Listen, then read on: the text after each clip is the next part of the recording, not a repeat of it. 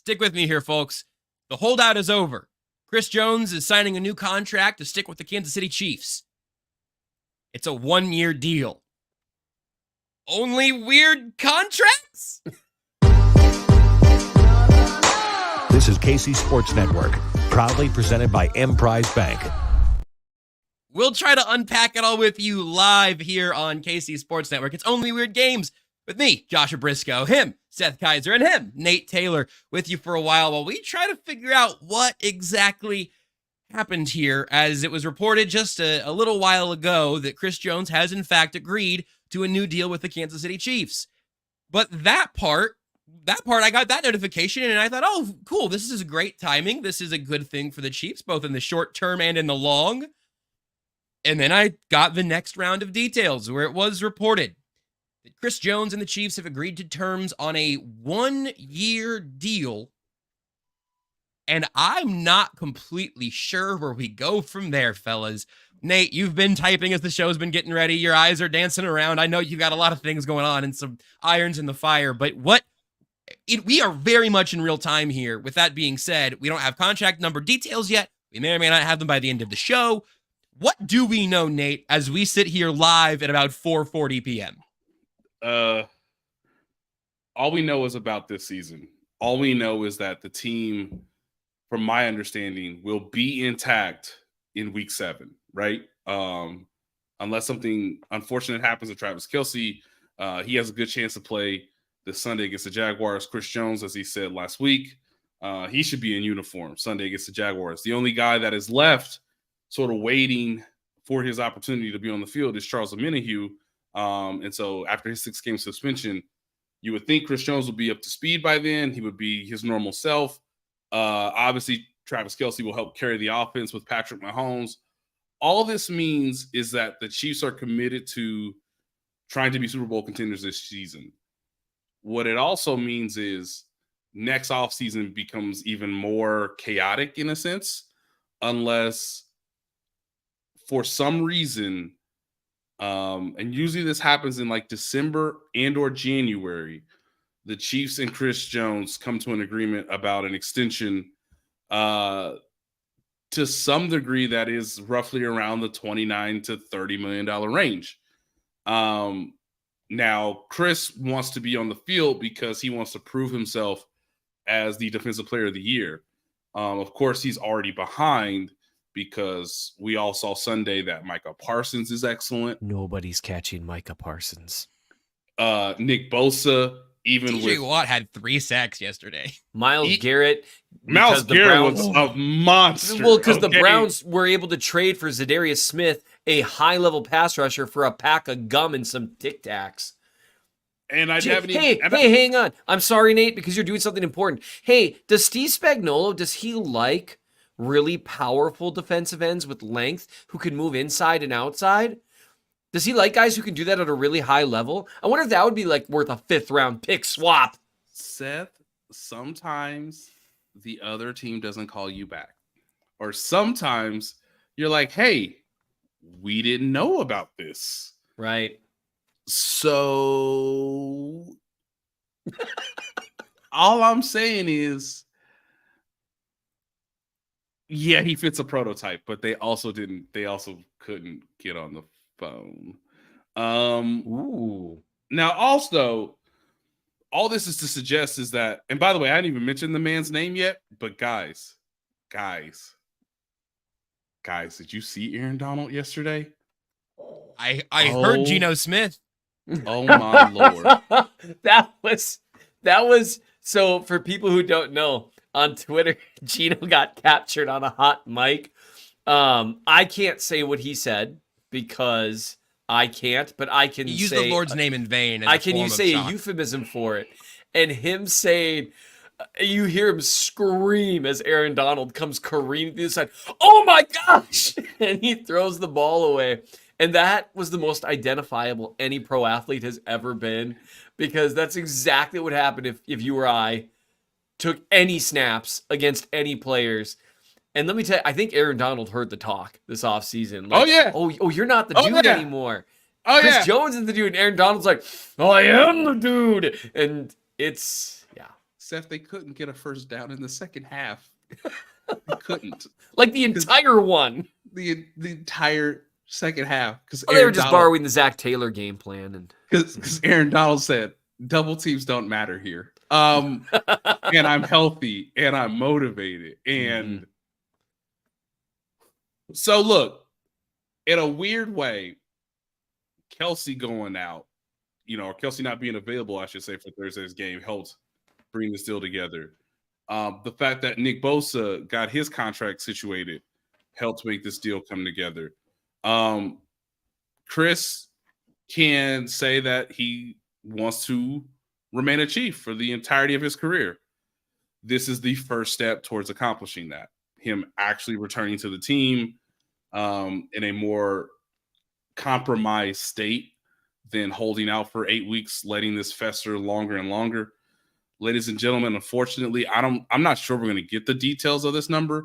That contract is going to have to come through the system, and we're all going to have to see it because the Chiefs are not really upfront about their incentivized structure a lot of times, especially when you see it in free agency. Why are you? That was just so honest. It's just like, look, it's not that they're lying. It's that their lips are moving. What's coming out isn't entirely forthright.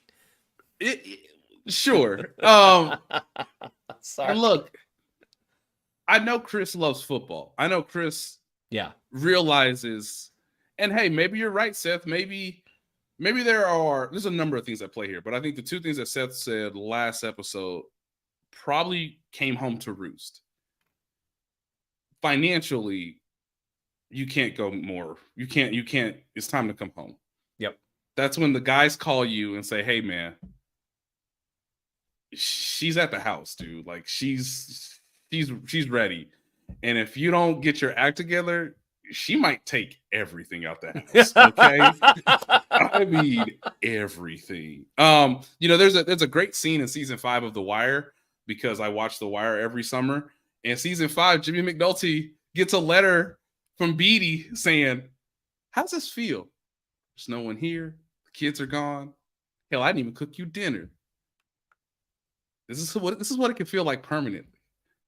And then Jimmy McNulty gets his act together as best he can. So for Chris, this was as far as you could take it, logically, reasonably. And for the Chiefs, it's, hey, we will let you earn what you want to earn. And if you do right by us, we're going to do everything in our power to maintain you. And yeah, we still have the franchise tag at our disposal. So why don't you come to work? Remember, we built the entire defense around you. And again, they've tried to placate to Chris Jones as best they can without giving up what they felt was necessary leverage. And so I think it's clear that if Chris really wants to be the defensive player of the year, if he really wants to reach Aaron Donald status, and in order to do that, you kind of got to win that award. He needs to have 16. He needs to have a 16-game sample of him just destroying people, because already Aaron Donald's ahead of him, Micah Parsons is ahead of him, Myles Garrett is ahead of him, and those guys all led their team to victory yesterday, which I think is very interesting. And he will be asked to do that this Sunday when the Chiefs play the Jaguars. I'm saving a bunch of thoughts for a minute from now. Eric Olson asks in the comments, can they restructure to get him money up front like Kelsey? What real quick, Nate, on sort of the cap implications, and then I want to know what you think about the deal, Seth. But like this, the Chiefs have no cap space right now. Carlos Dunlap's a free agent still, and a 1-year deal. The Chiefs aren't going to do void years. That would be shocking. So I don't know where this money is going to move to. You can give him money up front so that it does help your cap flexibility a little bit. Now with the incentives tied into that, of course, that's not always tied to the cap specifically.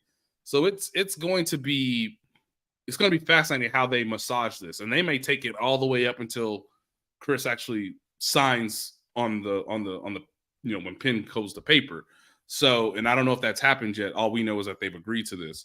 And so this is me spitballing right now, so I'm not saying that this is reported. I'm just saying this is the best I can estimate right now.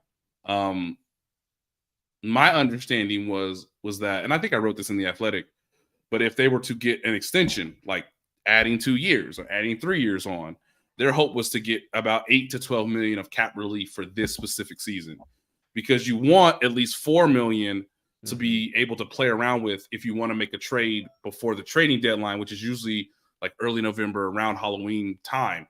And of course, they made a deal last year with Kadarius Toney. The year before, they made a deal with Melvin Ingram. You want to have that available to you if you feel like you need to pull a lever and get a deal done before the trade deadline.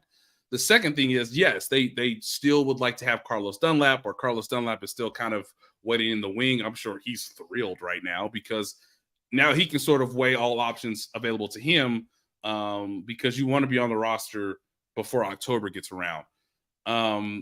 And last year, just for context, I think they gave Carlos Dunlap a 1 year, $3 million or 1 year, $4 million. I'd have to look it up here on Over the Cap here in a second. But it's essentially around that 1 year, $4 million. Will he want to do that again? Does he feel like he deserves more based on the situation? The fact that he knows the scheme and can come in and maybe help pretty well. Another name to keep in mind is Ndamukong Suh will wait as long as necessary before he makes a decision. So if you want to be in the Ndamukong Suh sweepstakes, you kind of have to have around 5 to 6 million would be my spitball guess right now. Of course, you would probably want more.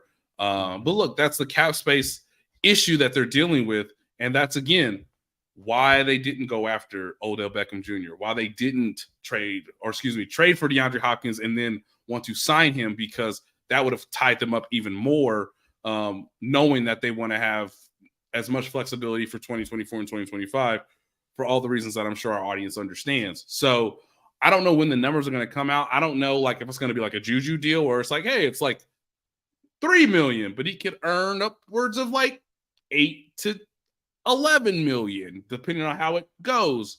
And I think last year he earned somewhere around $10 million when it was all said and done. So I don't know if you can stretch that out, but if you rip up the deal now, you basically gave him a 1 year prove it deal as if he was a free agent coming off an injury at the age that he's at. And I think people need to sort of view it in that context. It's just he never got to free agency because the Chiefs don't ever want him to get to free agency as long as he contributes the way he has in the past. Well, and there's a really good question here from Grayson as I saw this, and also looks like a super question to me. It's a super question in the chat because it's a great one. What not likely to be earned incentives are available after last year? So that's a place where they could put some of this incentive money into next year's bucket, because if it's not likely to be earned, if it's not likely to be earned incentive, that would be paid against next year's salary cap. If you have likely to be earned incentives, that's money you've got to hold against your salary for this cap. Season. It makes sense if you think about it logically of trying to close some loopholes. The problem is that last year, Chris Jones had 15.5 sacks, was third in Defensive Player of the Year voting, first team All-Pro, and a Pro Bowler. So none of those things can be not likely to be earned incentives, right? I mean, if one of these incentives for Chris Jones is you get an extra $1 million if you get 16 sacks, hell yeah. Thanks for signing. That sounds lovely. But I don't know what else is out there. He's not going to play 17 games. He's already missed one. We're looking for forced fumbles. I'm not completely sure where they sprinkle that in. And one of the sneaky ways that I'm interested to see if this is the case or not. Now, again, I don't know if this is. I haven't been able to confirm it. Obviously, we don't have the contract details in front of us. But one of the things that incentivizes the player and the team, but kind of works counterintuitive, is how much are you on the field for the entirety of the season? So already the team has gained a whole lot of snaps. How many snaps did the team have defensively last week? They gained all that back because he obviously can't go back in time and play those snaps. So you already have an advantage in terms of that incentive. If it's 65% of the snaps, technically, Chris is going to have to be on the field for like 70% of the next 16 games. Which last year they had him on the field an unbelievable percentage of the time. I'll give you the snap count. Because 80%. Yes, he was the highest defensive tackle to play that many snaps over the course of the entire season, not even adding on to the playoffs, which is obviously similar numbers. That's coming like a freight train again. Like 100% coming like a freight train. Now they will tell Chris and the Katz brothers, we will do a favor.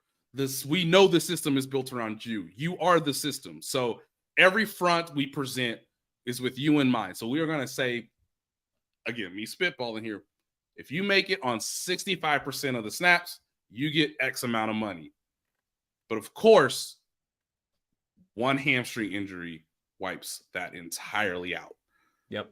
Because what we will tell you is you are more valuable in December, January, and February than this little nagging hamstring injury you might have in October because you did not do OTAs, you did not do mandatory minicamp, and you didn't do training camp, and you didn't do the preseason, and you didn't do game one. That's 5 things, guys. 5. That all might lead to a soft tissue injury, a groin, a calf, a hamstring, back spasms. So you can say, look, you make the 65%, you get this much because we have a proven track record of you playing at a very high level, playing the most snaps available to any defensive lineman in the league last year. But also we know if you don't come in shape and you don't play your normal amount of snaps, or you might need 2 games to get back from something, you're not making that incentive. And so that's the risk that the agent and the player have to understand once they agree to this, obviously once Chris signs the deal. Seth, you have been in so many ways, I think, the preeminent Chiefs analyst following the career path of Chris Jones and his time in Kansas City. I am genuinely, we have not talked about our feelings about all of this. The show just started. I am fascinated to know what you think about how this unfolds, what it means, how you feel. So tell me how you feel right after this. Thanks for listening to KC Sports Network. Make sure you download our new app. Find it on the App Store or Google Play. Just search KC Sports Network. You know, you can tell that I don't really listen to you very well because I was literally about to start talking because I didn't realize that you said right after this. I was like, I heard the deep inhale, and that's all I yeah, no, that was great. Thank you for that.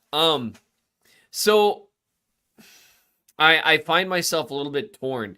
The analyst in me wants to really think about what next year is going to look like. I think a lot of people are asking a very smart question right now on Twitter that, you know, what's going to change between now and this offseason. I am really curious about those incentives because people keep talking about cap space and stuff, but not likely to be earned again doesn't count.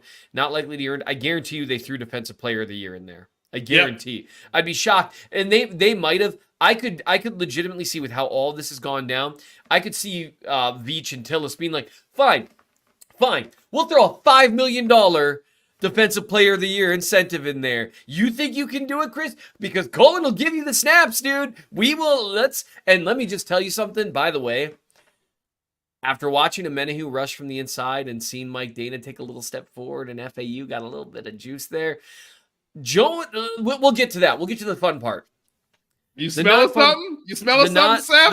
The not fun part is this really does mean it's resolved with just this year, and we are still going to end up with kind of that funky situation with the franchise tag next year towards like a $30 million hit. Now, a lot of very, very smart people, including our friends at Over the Cap, they think that the salary cap next year might take one of those colossal type jumps to where it's like 250, 260 type things. And if it does, then you can tag him and hang on to him and trade him. Because you got to remember, there's certain times you need to be cap compliant and certain times you don't.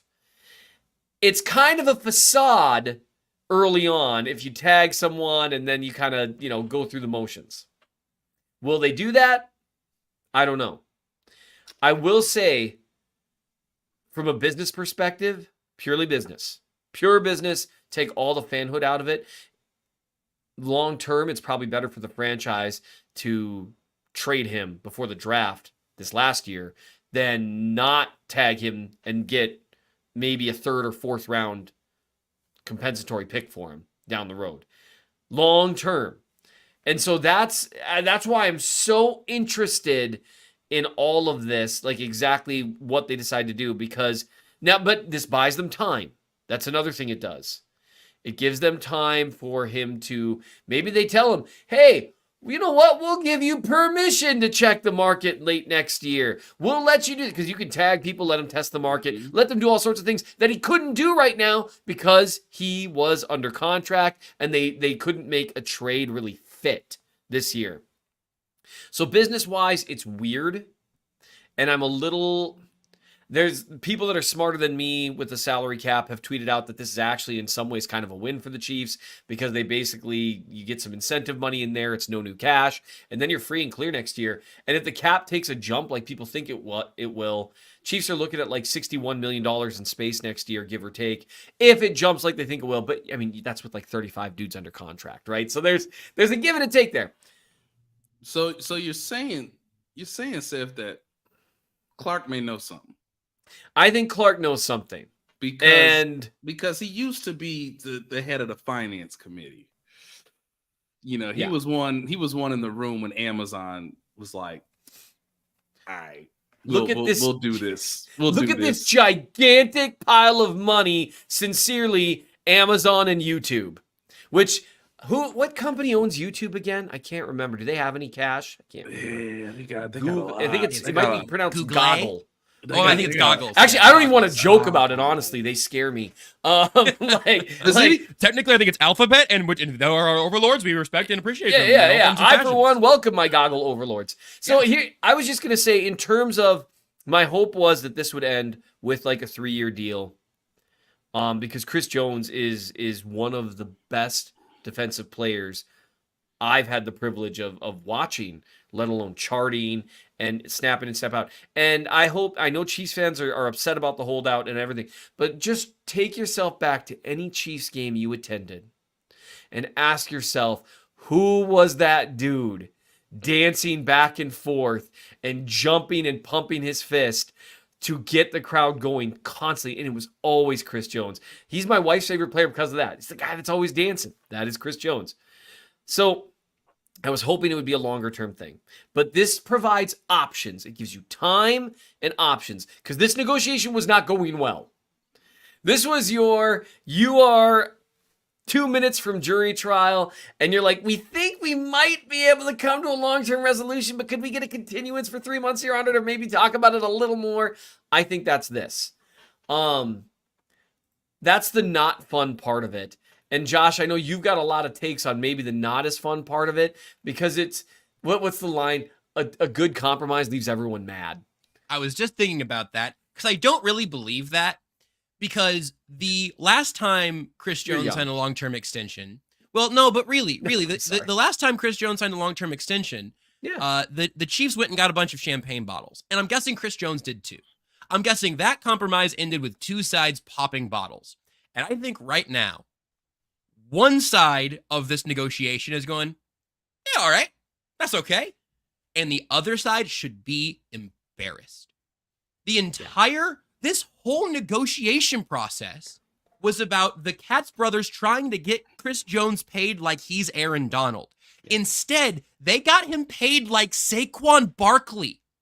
They got the 1 year, rip it up, let's try this over again. Nate is taking a phone call right now, which is extremely good. Nate, mute your microphone. Hey, how you doing? Mute your mic. Nate, mute your mic. I think yeah, of course. No, Nate, mute your microphone. Tucker, can you take him out of the studio? What do we do here, Tucker? Okay, Nate's good. We're good. I'm going to cook with our names in our various spots. I don't even care.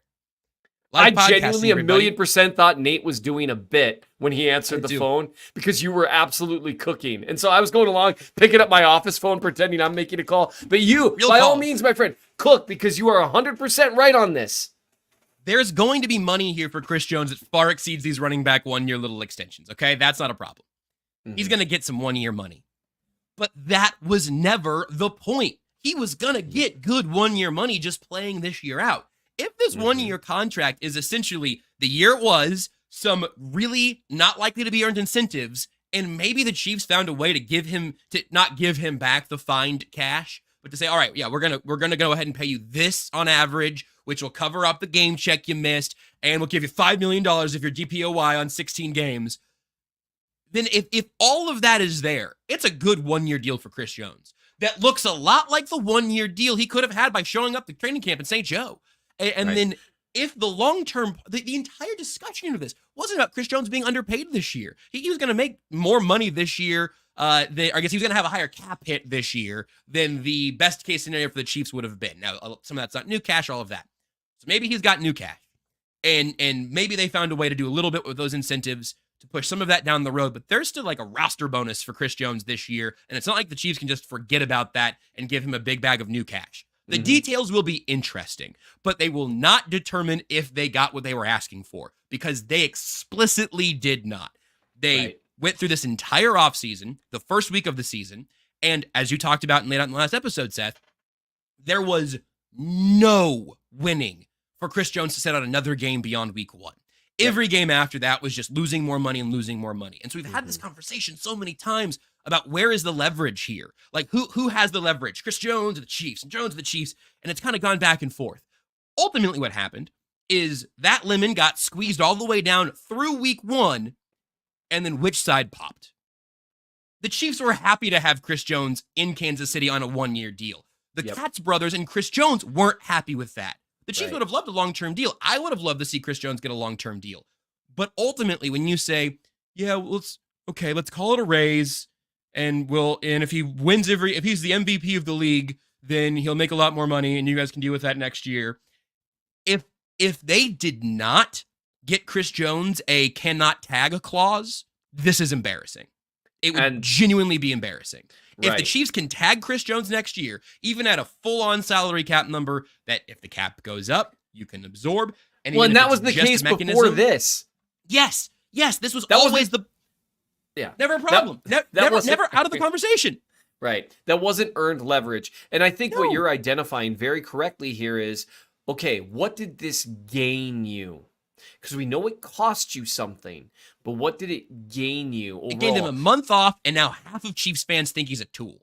Yeah, which is... And I don't think Chris Jones is a tool. No. I think half of Chiefs fans look at him now and go, I am sick of this dude who sat in the press box, or sat in a suite while the Chiefs lost in week 1 to the Lions. That did not endear... I said that on Monday, or Friday, I guess. Today's Monday. That did not endear Chris Jones to any Chiefs fans. Chiefs fans didn't think, oh man, I wish Chris Jones would just take a big bag, go over to Clark Hunt's suite, get a big bag of money, and hop down and play. It was, man, you're choosing to sit up there, as I've quoted, shoved between 2 Home Alone 3 villains. Like, that's what you're choosing to be. And you can make that choice, but you'd better win with that choice. And he made that choice and then signed a 1-year deal on Monday? It feels like... and a few people are recognizing this, because I think the initial reaction, it's kind of funny how this goes, because when you're on social media, because Twitter's not real life, you see the you see people start to react, and the knee-jerk reaction was like, well, the team didn't accomplish anything. Well, it kind of did. It got him here for the last year of his deal without paying him the type of money that they were saying that they weren't going to pay, which was money they didn't want to pay in 24, 5, 6. Correct. And they haven't paid that right now. Yep. And so it really is tough to really consider what he's accomplished here, which is unfortunate because players take advice from their agents. And it really is one of those things where I try really hard, because they're two very different industries, even though they involve representation of people. But I always see similarities with agent stuff to legal practice, because you're representing clients, you're trying to reach deals, there's plea agreements to be made, and that kind of stuff. And this feels like someone has, in some kind of, I don't know, a family law matter, spent all this money filing temporary motion after temporary motion, and filing, 30-page affidavits and throwing the other party under the bus and doing all these things. And then at the 11th hour, right before trial, their lawyer's like, I guess there's this deal that puts you in the exact same position that you would have been in had you done none of those things, torpedoed none of those relationships, not cost yourself any of that money, and maybe he didn't really want to go through training camp. Fair enough. I've heard Andy Reid's training camps are really tough. But it's hard for me to believe that this, again, those incentives are going to be everything. But this feels like a face-saving moment for the Katz brothers, or at least an attempt at one. Because it's, oh, okay, we didn't get what we want, and we're not holding out until that, that thing that we said we would, because it would have made 0 sense to do that. Exactly. And so, hey, how about you give us this, and then we can say it's for more money. And so Schefter will tweet out that it's more money, which, by the way, I'm not hating on Schefter. That's his job. And I think he gets a lot of hate by, at times, people that are upset that he has way more access than everyone else in the world. And sometimes because he's clearly copy-pasting what he's told to, which that's part of it. That's part of it. Fair enough. But yeah, we'll have Schefter tweet this out this exact way. The team will say that it's this great agreement. They'll thank us up and down, and it's a face-saving moment. I'm really curious what the next 6 to 7 months look like in terms of that representation. And because I've seen so many times deals go down like this that don't really earn you anything. And the only person that, it's a line that I've heard judges use a million times in some of these family law cases. It's like the only people that are walking away from this happy are the lawyers, because they're $20,000 richer, but none of you are any better off than you would have been had your lawyer sat there and done nothing. So that's kind of the maybe no fun part of it, but there's a fun side too. Yeah, I'm not sure I'm ready for that yet. I still have some more things on the unfun side that are really riling me up. We can't actually have that conversation, but in this case, the lawyers didn't win either. I mean, the lawyers still have one client who you've heard of who's on has 1 year left on his deal. That part was exactly as true as it was today as it was yesterday and 6 months ago. That's true. I suppose it's not like they're getting an hourly paycheck either. So it's not like they're getting, him signing this, $90 million deal and suddenly, oh, hey, what's this? $3 million in my pocket or whatever it would be. Instead, it is the same size paycheck they might have gotten regardless. I personally think, and this is not from a Chiefs analyst or Chiefs fan perspective, I personally think this has been not completely catastrophic in a career-altering sense for Jones or his agents, but maybe for his agents. Because I would, and this is what other agents are going to do. Yes. They are going to call players and say, you want this dude who couldn't get it done with a team that's known for paying their guys? Couldn't get it done with them, and instead had to take a 1 year thing. Drew Rosenhaus right now is looking at an 8, and I don't know he's actually doing this. I'm just saying. Lee Steinberg is looking at one of his people saying, give me Chris's number, and I'm gonna call him. here's the rudest thing I'd like to say today is if Chris Jones is paying attention, he should take this 1 year deal and realize that what he has the opportunity to do after signing it is that he can fire his agents and then hire new representation to work on a long-term deal next offseason with the Chiefs or somebody else. That is what there is. Look, man, it feels a little rude, again, to be like, these agents have shown from the outside. I've never spoken to either of these two fellas, but it seems to me from here, this is absolute malpractice from two dudes who have fumbled worse than Jalen Hurts in the Super Bowl. Yeah. Totally unnecessary shot, but I figured people would appreciate it. This is a great comment from our colleague, Mr. Kent Swanson. Excellent. It sounds like Jones didn't get much of the raise he asked for, but switched to a commission job. Yeah, and congratulations. Because it is so beyond me. And again, like if I was Chris Jones, I would say, okay, you guys had an opportunity to get me a long-term deal done and failed. So I'm going to find someone else who has a better chance of getting this done. From the Chiefs' perspective, very little changes in a negative way here. And they get one thing that we didn't mention in the side of the positives is that they have one of the best defensive players in the NFL back on their team for the remainder of this season, which is good. You should get to that. But first, you should tell us some good things about our friends at DraftKings and what they can get with the promo code KCSN. Whenever you're ready to speak that good word, you feel free, my friend. You know what? I thought you'd never ask, Josh, because what you're going to see, me, much like a rookie, I'm developing, okay? Week in and week out, you're going to see growth. And so I hope you're ready for that because football is back in full swing with another week of epic games. And who's got you covered on the action for every single one of them? DraftKings Sportsbook, an official sports betting partner of the NFL. New customers can bet $5 on football and get $200 instantly in bonus bets. I'm going to say that again. New customers can bet $5 on football and get $200 instantly in bonus bets. Nobody's missing out on the action this season. All DraftKings customers can take advantage of 2 new offers every game day this September. Get in on the NFL Week 2 action with DraftKings Sportsbook. Download the app now and use the code sign KCSN to sign up. Again, use the code sign KCSN to sign up. New customers can bet just $5 and take home $200 instantly in bonus bets only on DraftKings Sportsbook with code KCSN. The crown is yours. Gambling problem? Call 1-800-GAMBLER or visit www.1800gambler.net. In New York, call 877-8-HOPE-NY or text HOPE-NY 467-369. In Connecticut, help is available for problem gambling. Call 888-789-7777 or visit ccpg.org. Please play responsibly. On behalf of Boot Hill Casino and Resort in Kansas, 21 plus age varies by jurisdiction. It's void in Ontario. See sportsbook.draftkings.com/football terms for eligibility, terms, and responsible gaming resources. Bonus bets expire 7 days after issuance. Eligibility and deposit restrictions do apply. But more importantly, $5 to get $200. You will not find a deal like that anywhere except Josh. Whenever I say, come to Minnesota and I'll build a fire and we'll sit around it. Is that an equivalent exchange? Sure, I'm down. I'll be there. I have one more. I want to land one more thought that I was ramping up for earlier, and I forgot about. Now I'm back again.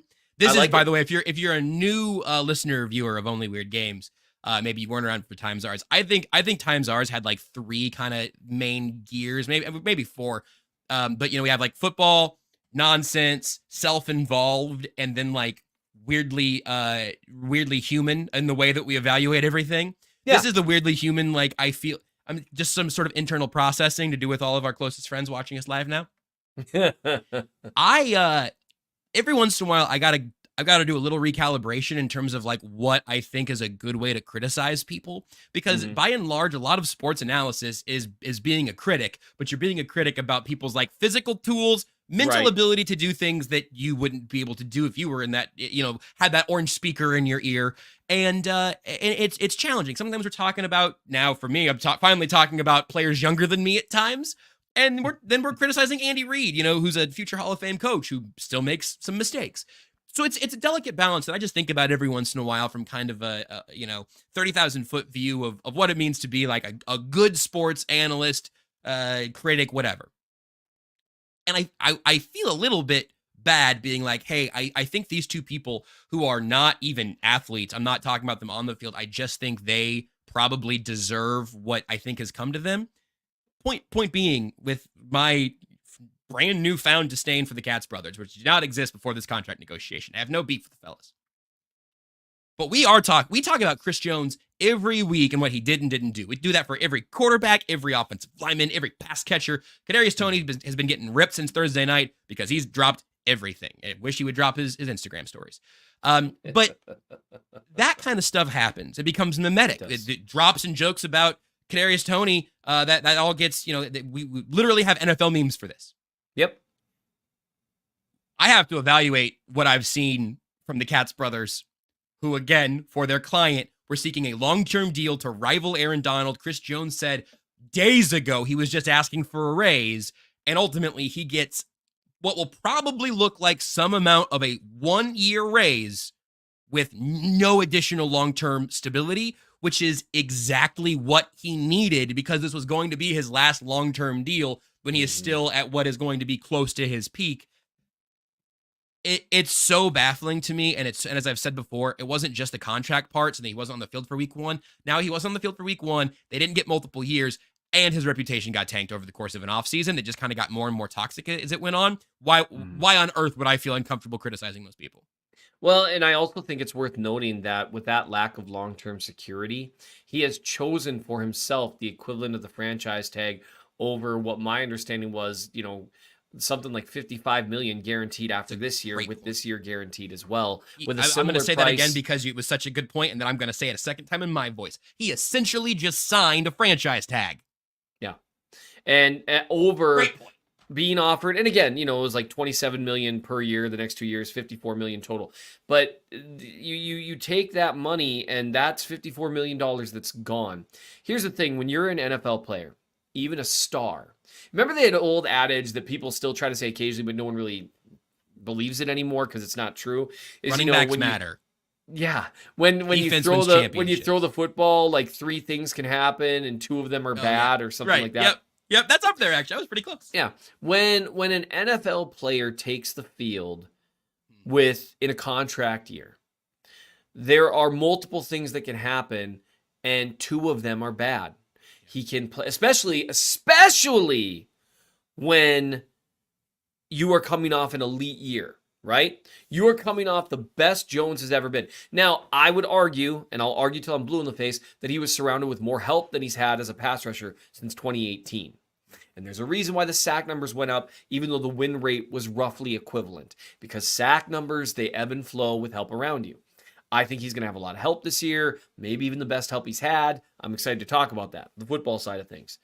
But when you take the field on a 1-year deal, after such an incredible year, 3 things can happen. I'm sure there's more people will correct me on this, and 2 of them are bad.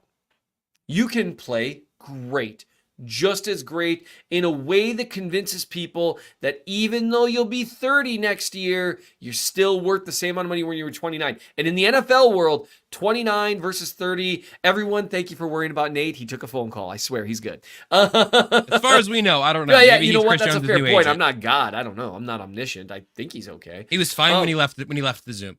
He was fine. Even a Zoom anymore. You know, whether the Katz brothers, grabbed him and dragged him out of his house, who's to say? So be at my door. I've been way more mean. You can be just as great as you were the year before. Or, more likely, you can play worse or you can get hurt. And those are things that can happen when you sign up for a 1-year deal. And that's what Jones has essentially said. He's placing a bet on himself, and some guys have done really well with that. Kirk Cousins has done incredible with that. But it's hard to stay as healthy as Jones has been, and it's hard to play as well as he did last year. The only way this works out in Jones's favor is if he's every bit as good as he was last year, maybe even a little better. And even then, it's hard to get $54 million guaranteed. That's really hard to do. The offer, and there's a reason the Chiefs let that offer get out into the ether. Because they wanted people to know, hey, we are not, we're not shortchanging the guy. We're offering him a buttload of money. And so maybe it works out for him. But if it does, it won't be because of anything his agents did for him. It will be because of what he did on the field. Nothing that's been done here in terms of the contract, finagling and posturing. None of that has helped him. The only thing that will help Chris Jones here is Chris Jones, and he was already doing that for himself. I could have gotten Chris Jones $54 million guaranteed. I could have done that. Oh, Nate's laughing. I think it's Nate's back. You got visuals on Nate's Nate. back. He's alive and I've got okay. visual on Nate. He's fine. No, I he's was right. He's right. I told you that I'm all knowing. Seth, But I you're could right. have done that. You're right. I could have gotten him that offer. We all And could it's have a printed good out offer. Quentin Williams' deal and added $1 to it. We all could have done that, and it all would have been better. You sound like that slick young man at the combine. Come on, man. Come on. Yeah. Let me just tell you, I could have gotten that offer from the Kansas City Chiefs. 100%. Because you know what I would have done? I would have called someone who knows what they're doing in the industry and said, hey, what's Brett Veach's number? But all of this that's been offered so far, that is Chris Jones has done it with an elite caliber level play. And now, hopefully he doesn't get hurt. And hopefully, and this is the human side of things. And hopefully he's just as good as he was. Because if he even takes a 10% downturn, you know what you're going to be hearing from people? Well, it was that 1 year bump. Are you going to buy? Are you going to buy are you going to buy on the bump, or are you going to look at the normal? And that's going to be problematic for him. I hope that he just crushes it and just makes this as hard on the Chiefs as humanly possible for next offseason, because that means he completely crushed it. But I also hope he takes a long, hard look at, okay, what moved the needle here for me? And I have said this, and this is where I feel in terms of representing people and being on the other side of negotiations. I mean, I resolved a felony domestic assault half an hour ago or an hour ago. It's been 45 minutes. It's not like I don't know anything about tough negotiations, okay? And that's people's lives, not money. Although, let's face it, people negotiate harder about money. Let's be real.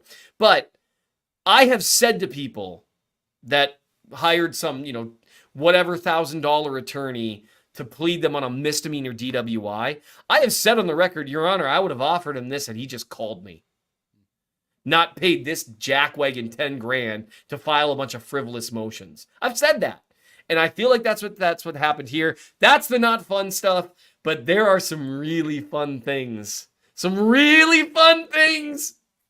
I just want you to please have fun and be excited, Seth. Nate, you're not going to believe this, but for the entirety of the time that you were gone and getting all of the details of the contract for us, which I'm sure you're going to report live here now, we never actually got to the fun stuff. I just complained about the Katz brothers, and then Seth also was smart and lawyerly, and now we're back here again. But Seth, I really, really do. We teased it 10 minutes ago. I want to know what you think is fun about the stuff that is now fun.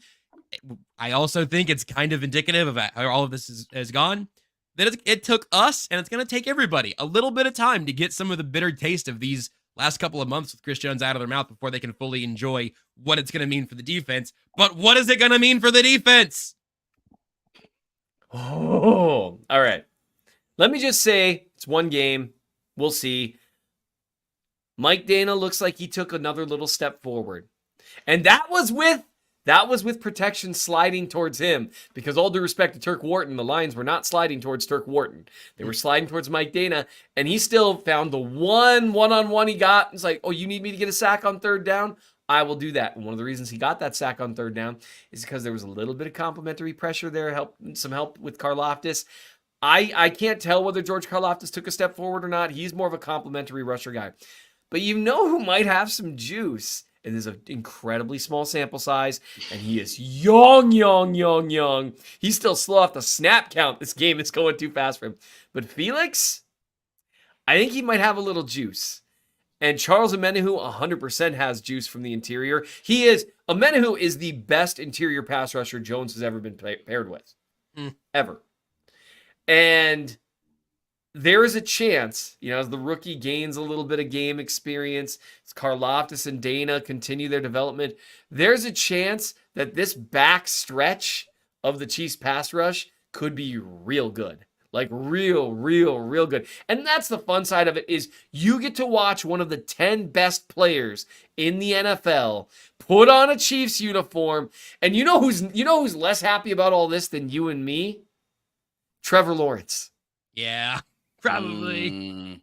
He is less happy than I am, or than you are, because he's like, man, he couldn't have waited for one more week. He couldn't. I really think he could have proved something else from one more week for sure, certainly. Yeah, I kind of like that view, by the way, when you dwarf us. That was awesome. Me too. That was my favorite view we've had. So that's going to be a lot of fun to watch. And just looking at the pass rush, they clearly needed Jones. They do. You could tell they were missing, the guy. But even if you just throw Jones back into the current rotation, I think they might do all right. I think they might do more than a little all right. And then you throw Omenihu in that. And let me just say, I see someone quoted, we'll see about Omenihu calling Saunders ball in the second half of the playoff run. If you turn on Omenihu's tape from last year and Saunders' tape from last year, Omenihu was 200% better a pass rusher from the interior. Now, will he do that in Kansas City? We'll see. But he was Saunders was a solid pass rusher from the interior last year, a good complementary piece. Omenihu was a dude rushing from the interior last year. And we need dudes in the pass rush. We don't need guys. We need dudes. I need dudes. And that's exciting. We get to watch Chris Jones play football. Somebody could clip that for us, please. I'd really like for that to be the clip of the day. Just Seth yelling, I need dudes. So we need dudes. Here's what I'm going to look at that's really interesting, and I have not gotten the details, guys. I'm trying. It's not... Man, they're gonna make us wait all night. But keep in mind and look at this real quick, guys. That's so weird, Nate, because usually when agents are really proud of a deal, they leak those numbers out right away. Yeah, those numbers come out with the news of the deal. And I can't help but notice there are no I see a bunch of little letter-looking things in Schefter's tweet, but I don't see any other symbols that indicate levels. Look, guys. This is what I can tell you that I've reported earlier, and then I'm going to add something on top of it. All right. Now look, he's going to be in uniform Sunday. That's the first thing. That's the big thing for this. He's going to be on the field Sunday unless something unforeseen happens.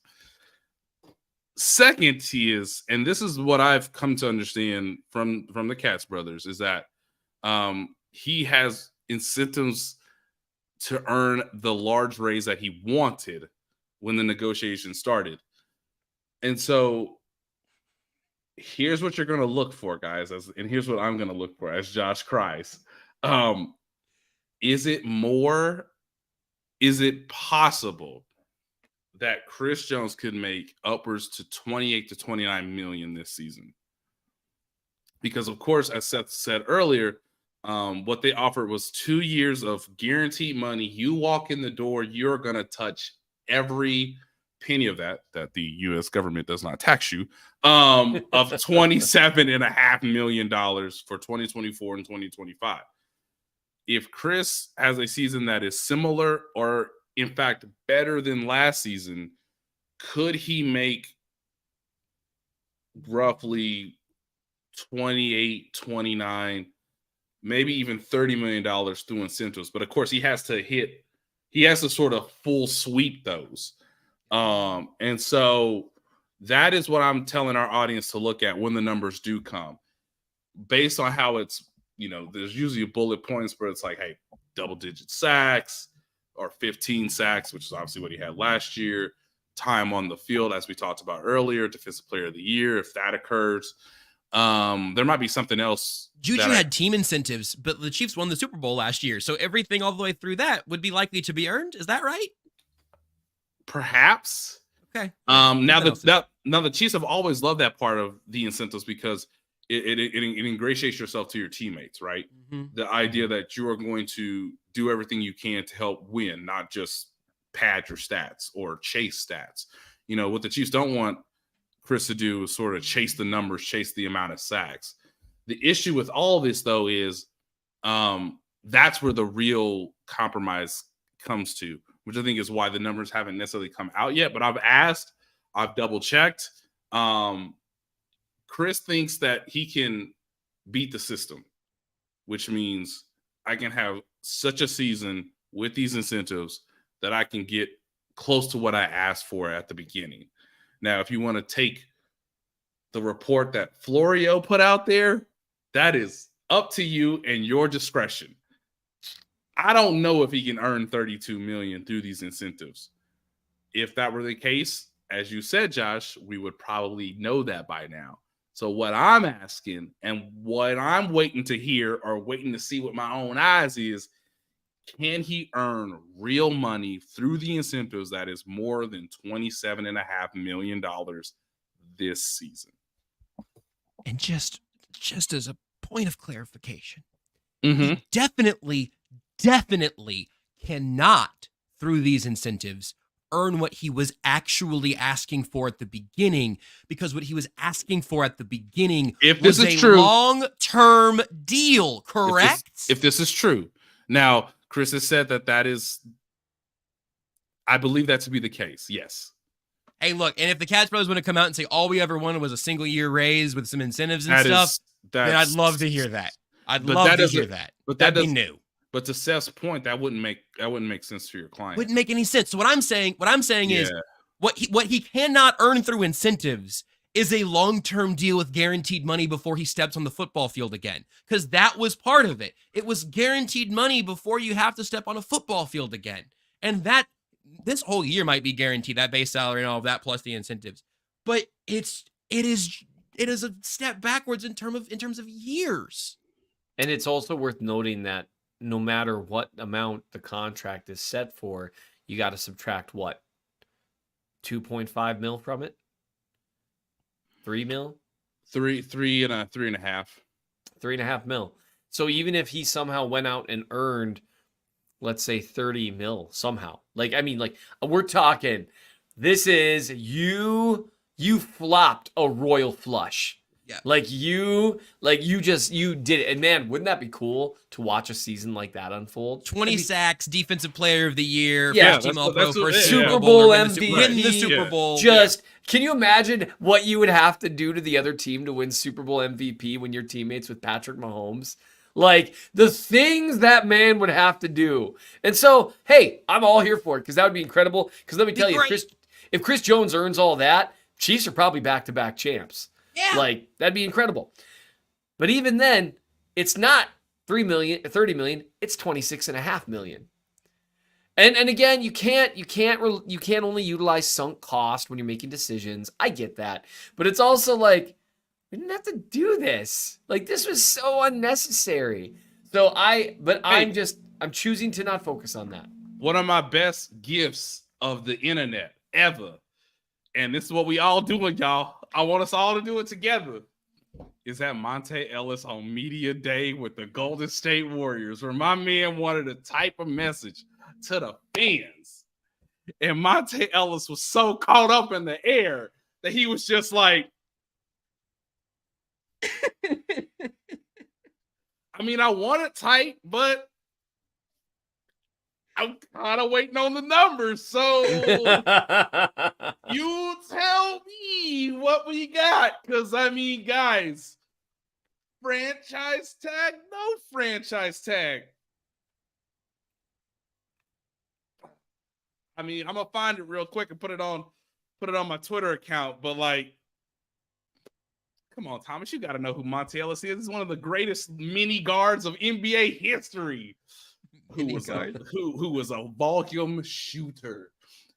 Remember, kids, there used to be volume shooters before Steph Curry. And there's a big difference. There sure are. Big difference. Remember, Monte Ellis was like, I know the hell this Steph Curry kid ain't taking my job. Three years later, wasn't on the team. And Monte Ellis was like an all-star level player. So Monte Ellis was like a dude. But no, man, I'm just rubbing my hands, waiting to type something. But and those hands were made for typing. I'm just waiting on it. You know, Myles Garrett is like, I know what I'm making. You know, Nick Bosa is like, hey, I done set the bar. Come get me. Aaron Donald's like, they gave me all this money. I might as well go earn it. I mean, look, man, look. The man was in the suites. All right, he was in the suite, and he got his spotlight. I heard he was very nice to people in the suites. That's what I heard. I heard he was a gentleman. I heard he was supportive as best he could. I heard that people said, "You coming back?" And he was like, just wait. Now you know that he's back. As for next season, child, I don't know where this gonna go. If I thought Orlando Brown Jr. was betting on himself, what in the world is this? I've been waiting for somebody else to bring up his name. Because Orlando Brown Jr. had to call the Bengals, guys. He had to call the Bengals. The Bengals didn't call him. He called the Bengals.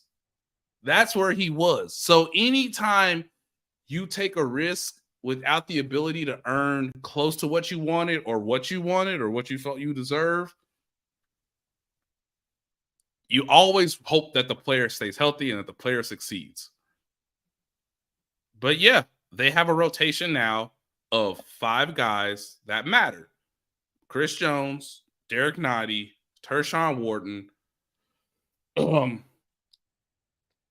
Colbert? Mm-hmm. Keandre Colbert, who has some nice snaps, and now Neil Farrell, who will also be in uniform Sunday. I know somebody put on the chat, what does this mean for Neil Farrell? It just means, hey, man, let's see you learn the playbook and let's see you do well in October. You know, just be a body, eat up space. I mean, I don't think Chris Jones is going to have to call people. No. but he might not be in uniform next season, guys. And we all need to understand that is on the table now. Yep. And I know that hurts, Seth. I know it hurts for me to say it and for you to hear it. But Chris Jones might not be on the team next season, even though this man looked at all of us and said, "I want to play and be a Chief for life." He kind of put himself in this predicament to where he might not be on the team next season. Yeah. No, I want lots of things. You know, those that is the very not fun side of it, is that it creates a scenario in which it's tough to picture a clear path forward with where all the parties are currently at. And that's where I do think, depending on how this season goes, I do see, there's at least a potential. Now, would the Chiefs tag him and trade him? I mean, business-wise, that might make the most sense depending on where you're at with everything else. But that is a bummer, because he was a guy that I think should be already a guaranteed Ring of Honor guy.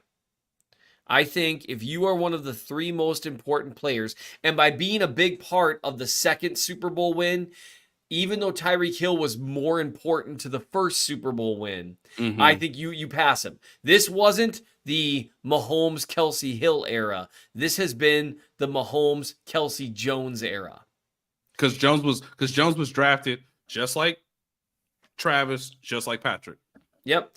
And it just, he's been around just a little bit longer, and he stayed around a little bit longer. And I think being the third most important player in the greatest stretch in franchise history, I think that makes you Ring of Honor material.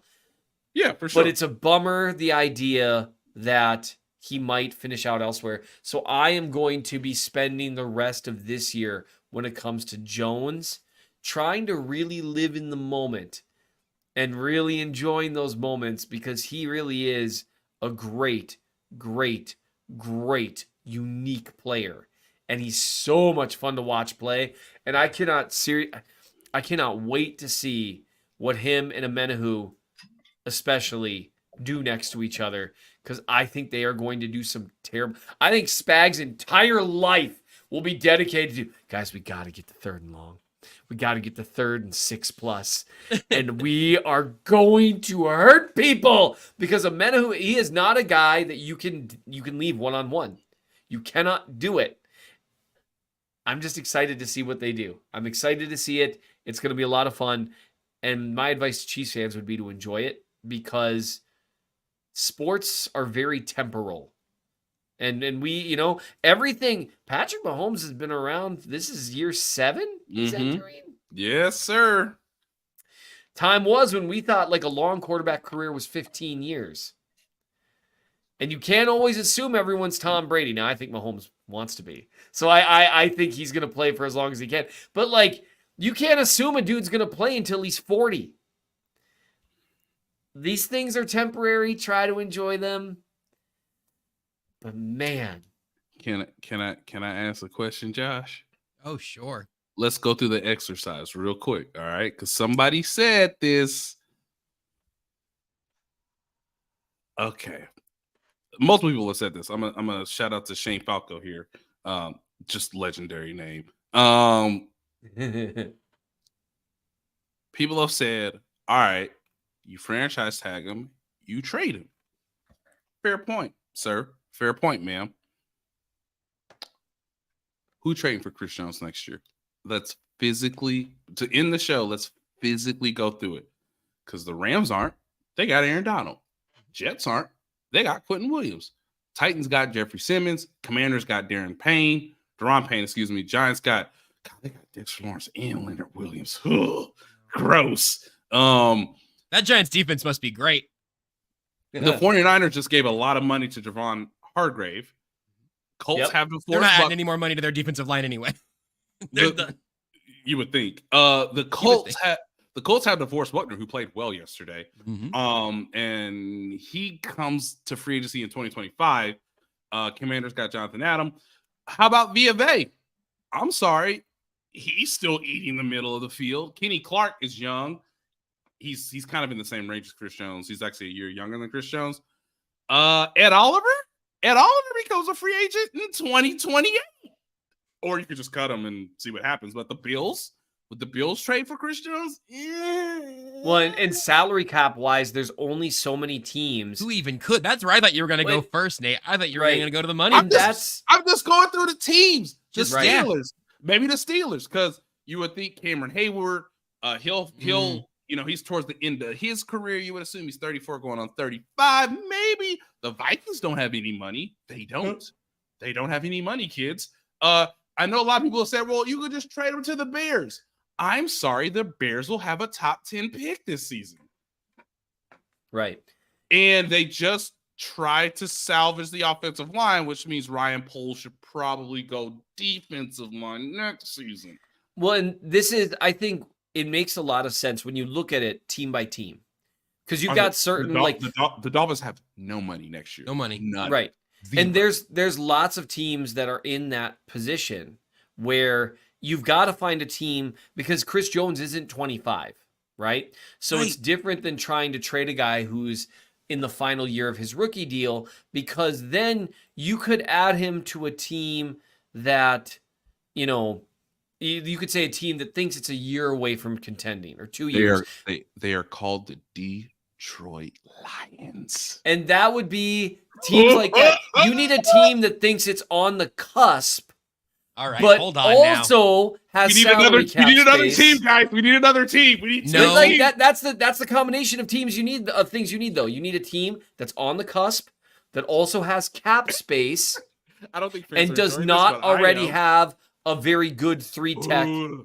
I mean, that's so it's not like you just say, well, just trade him, right? Because he makes sense. And then because of his age, he only makes sense to a certain subset of teams. Yeah, the Panthers are too far away. I know somebody mentioned the Panthers. Panthers not looking too hot. It just depends on how teams do this year. It's a weird league. Yeah, but it's not that list. I think your point overall, would this sum it up well? People think that there's a list of 31 teams that are an option. There's maybe a list of 10 that you can even get in the door. Right now, I don't even think there's 10, Seth. I think you're looking at close to like 5 to 6. Right. That's why bidding wars are rare. Because if you can get 2 teams interested, you are cooking with gas. Like 2 teams really interested. So that's where it's complicated. And all this leads us to our point that we've talked about several times, which is, if you thought the market was going to jump, if Simmons got paid, Williams got paid, Hargrave got paid, this was the year for Chris to earn his money.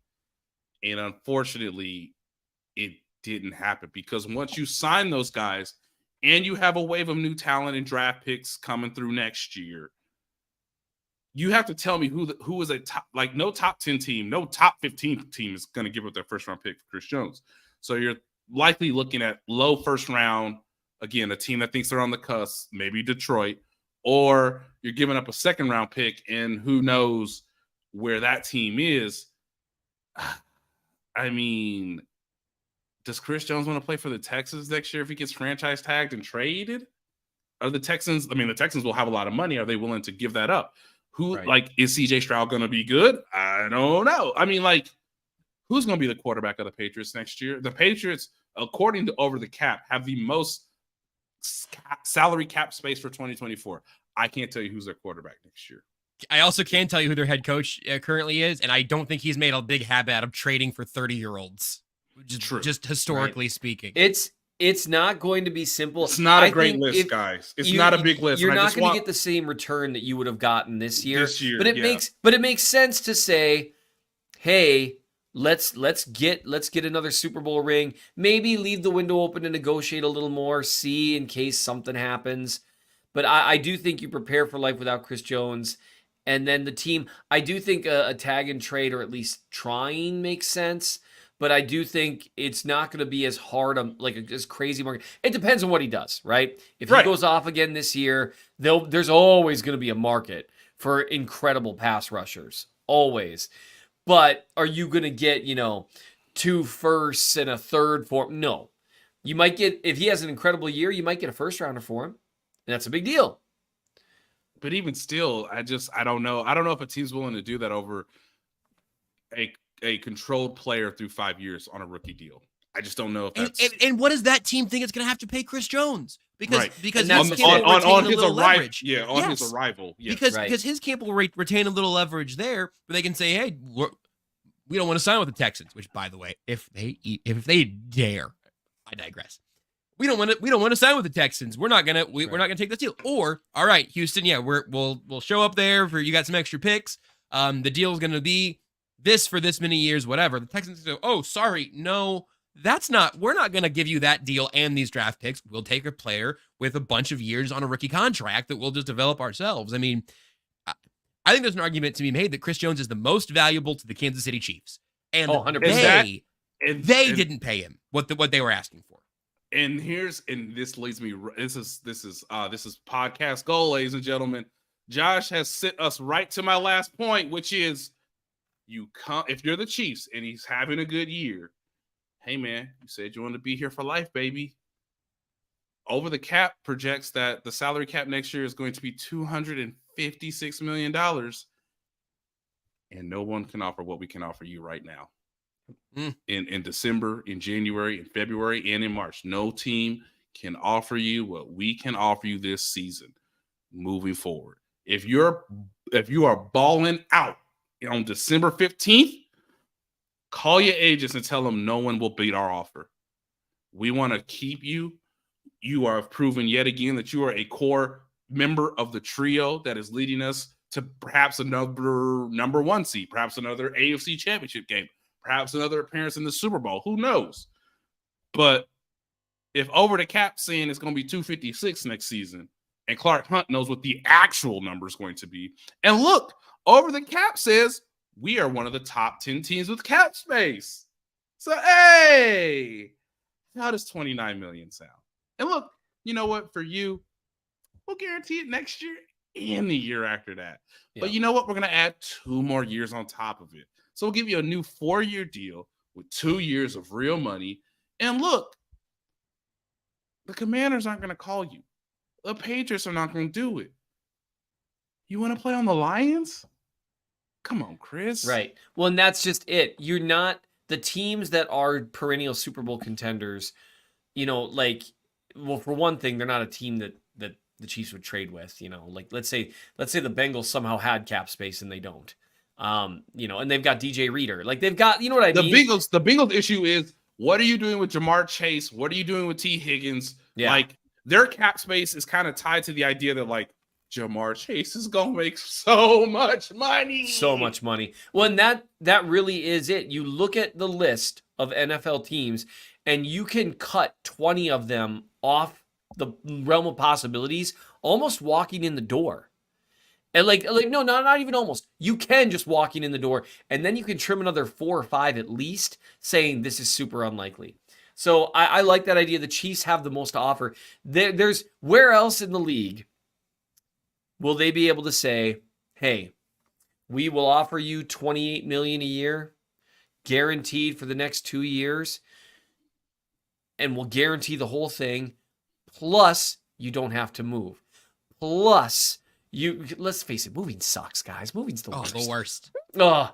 Plus, you get it to probably stay... sucks just as bad when you have like $25 million salaries to hire. Yeah, people. I'm sure it's the same thing. But no, plus I was just thinking that. I was like, dawned on me. It's a little easier for him. You get the to first keep time that playing... I paid someone to help me move was a total game changer, and it was like a couple $100. I was like, oh, this is great. Move me from an apartment. Sorry, go ahead, Seth. You're making a really important how point. it is. You don't know where the nice stuff is. What's the best pizza in the neighborhood? Who makes the best burger? I don't want to figure that out. I want to go where everybody knows my name. Actually, in my town, that's not a good thing in my town when you prosecute domestics and child protection. It's like you. You're like, anyway. Do you watch Only Weird Games? Yeah, it is me. It's you want to take a picture? Yeah, yeah. But anyway, Nate, that's a really, really good point. Team. The best thing, and we're well over again. Tucker, the show. I'm just gonna plug with the things you guys wrote that I love this week, and we'll talk about it on Friday or Thursday. That sounds awesome. Yeah, let's do it. Thursday. Yeah. Thursday. How about we do Thursday this week? We've been and doing every other week. Yes, we're back to Monday, Thursdays, everybody. Monday, Thursday. Yeah. Did you have a point to finish? I feel like I interrupted something. Oh, I just wanted to say Nate made an incredible point there that really the Chiefs and Chris Jones make the most sense together. Not just from a, hey, I'm a fan and I want to see it, but really from a business and legacy. And you think that commercial that Jones was in, that national commercial, for the first time we've seen Chris Jones in a national commercial that happened to have Patrick Mahomes in it? You cannot convince me, the most intentional man in the league, Patrick Mahomes, that was an accident. Which one are you talking about? I was trying to make a point. The TV one. It wasn't Direct TV one. Was it Direct TV? It was Mahomes and a direct. He and Kelsey were in that one. Is there a Mahomes? I haven't seen a Mahomes Direct TV commercial. Maybe it's it was possible Kelsey. that You're Kelsey. right. It was Kelsey. So Okay. You have a place. Man, I just undercut my whole point. Now I'm kidding. Sorry. Well, but you have a place where you have opportunities that you don't necessarily have elsewhere, because these levels, they don't exist elsewhere in a realistic way. The Eagles can't. When you're talking the top echelon of teams, echelon. Ooh, let's do. I think. Is it echelon? It's echelon. Echelon. It's like an etchathon. It's when you go when you draw for hours and hours on end. That's the an echelon. So I NFL said it history. correctly the first time? That can't be right, guys. No, I think you said the second time. All right. So you have those top tier teams. That's much easier. The Chiefs can pay him. None of the rest of them can. Yeah. Unless you get surprised by someone. And so it makes the most sense. So for the love of God, use this time that you've bought and get a plea agreement done. Just make it happen. This time, maybe get a set of triplets to represent you. Maybe they'll get you a deal for a year and a half. Look, the Katz brothers are playing the long game, guys. The long game. Sure seems like it. There are two great things that each of these guys wrote over these last couple of days that we were going to talk about so much today. Seth, I'm not just blowing smoke here an hour and 15 minutes into this episode of Only Weird Contracts, but your breakdown of the pass catchers between in the Chiefs game and against the Lions was legitimately like a slightly different format, a little different approach for you. I loved it. One of my favorite things you've written recently, at least. I don't want to put it up against, the entire archives of the Chief of the North newsletter, but I really think it's super valuable, super interesting, and something we spent 0 seconds talking about today because Chris Jones signed a 1-year deal 15 minutes before we started this podcast. So that's up at mnchiefsfan.substack.com. You can check it out there. And Nate put his columnist hat on, which always makes me happy because Nate, even when you're like, you know what, it's finally time. I'm gonna go ahead. I'm gonna write about this quarterback sneak. Man, this is a downright punchy column that I just thought, as somebody who sometimes enjoys columns just for the artistry, I thought it was excellent, Nate. I'm a big fan, really, of what both of you guys wrote. And I'd tell you when you guys write something that stinks. Seth does it more often, but it's still not terribly frequent. You're not wrong. So check that out. Look, Nate's man, column on The Athletic. Seth's in the Chief of the North newsletter. These hands aren't always perfectly typing things out, so it happens, guys. It happens. Go check those things out. Sometimes you got to look your editor in the eye and go, "That's me. That's me. That's me. That's on me." You guys have both done some really good stuff that has been completely jaw unhinging and consumed by Chris Jones' contract stuff. Plus, I think the lab's going to talk about this and more of the receivers later on tonight. And if you're watching us live, make sure you subscribe to the KCSN Chiefs podcast feed, which is where you can get all of this from all of us. You may be listening to it on that feed, and if so, thanks for already doing that. Otherwise, we'll be live to talk to you again on the KCSN socials, and then eventually your podcast feed at 4:30 on Thursday. Nate, unless you got to take another phone call, I think it's time for you to get us out of here. Tucker asked a great question here. Do the Chiefs need a corresponding roster move for this? Yes. My understanding is they do need to make a roster move, so that will happen either tomorrow or before Wednesday's practice. So keep in mind of that as well. Lastly, guys, look,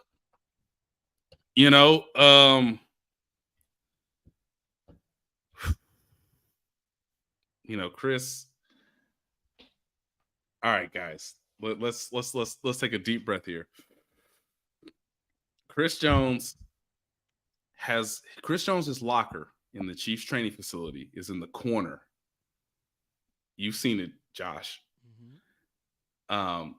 Neil Farrell is his new locker room mate, I guess. It used to be Frank Clark. Now it's Neil Farrell. So it's telling you what the team is. Hey, Neil, learn from this guy. You might only have 16 games. Who knows? But Neil, he's coming. He's coming, Neil. I'm going to let you in on how it works, kids. Usually, the team says, hey, coach is going to talk. Then you can go into the locker room. On Wednesday, September 13th, I will respectfully listen to coach and sprint for the corner of the locker room, because the amount of reporters, the amount of cameras, it's going to be excellent. It's going to be gold. Because the man gave us a sensational 7-minute press conference in front of Ronald McDonald House. So what's he going to do in front of his locker Wednesday when maybe we know what the contract numbers are? I love my job, because I'm going to go from the media room to sprint to this man's locker